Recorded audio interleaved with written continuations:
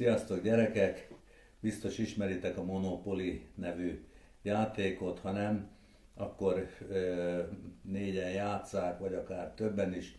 Egy ilyen mező körül lehet menni dobókockával, ahol lépegetni kell, és ahová lép az ember, ott vásárolhat, vagy esetleg fizetnie kell, ha már a megvásárolt hely az másé. Utcák vannak, vasútállomás, házak, szállodák, elektromos művek, meg különböző dolgok.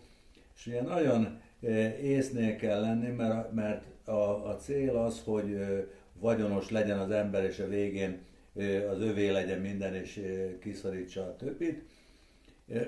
Más meg mindent elveszítsen, és ha túl gyorsan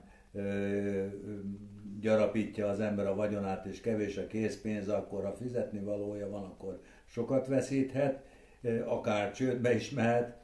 Aztán meg bizonyos szerencsekártyánál minden háza után adót kell fizetni rengeteget, és akkor már hátrány lesz a vagyon.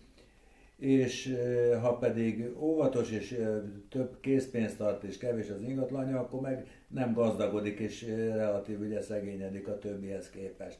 Na és aztán, hát én úgy fogtam magam, beleadtam apait, anyait, ha odaléptem valahova, akkor igyekeztem azt megszerezni, de azért csak módjával. És egy idő múlva borzasztó sértődés keletkezett, hogyha valaki más is szerette volna, de hát a szabály nem engedi.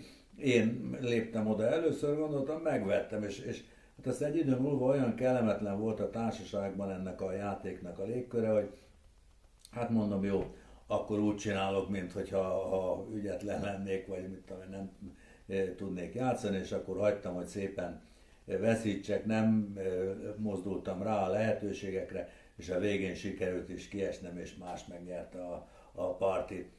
És utána elgondolkoztam magamba, hogy gyerekek, a szellemvilágból milyen értelmetlennek tűnik a mi egész földi életünk, amilyen értelmetlennek tűnt nekem, hogy lehet papír cédulákon, még csak nem is valódi pénz, hanem ugye papírpénz és papír cédulákon, játékpénz, játékcédulákon izgulni, játékutcán, játékszállodán, hogy ki nyeri meg, vagy ki veszti el. Nekem teljesen mindegy volt, hogy gyerek vagy vesztek, ugyanolyan jó kedéllyel álltam föl. És a szellemvilágból nézve pedig ugyanilyen nevetséges lehet, hogy mi itt a földi világban küzdünk, és mit meg nem teszünk, lealjasítjuk magunkat és a másikat, bántjuk egymást, csak azért, hogy megszerezzünk egy ingatlant, egy házat, egy tárgyat, egy ellenkező nemű szemét, akár egy férfit, akár egy nőt. Tehát a hírnév, az előnyök, a rólunk kialakult kép, hogy ezek mind értelmetlen, haszontalan dolgok, és mennyit tudunk küzdeni érte. És aztán ugye rájöttem, hogy az a nagy baja ennek a játéknak, hogy itt gazdagodni csak a másik rovására lehet, tehát csak úgy lehet nekem több, hogyha a másiknak kevesebb van, és akkor úgy lehetek győztes, hogy a másik meg csődbe megy. És valahol, mivel a föld erőforrásai is végesek, ezért az anyagi világnak ez a törvénye, hogy gazdagodni csak úgy lehet, ha a másiktól elveszünk. Tehát minden egyes átlag fölötti gazdagságban lévő embernek annak a tudatában kellene, hogy élje, hogy ezt ő valaki szegényebbtől vette el, legalábbis elvben, mint lehetőséget.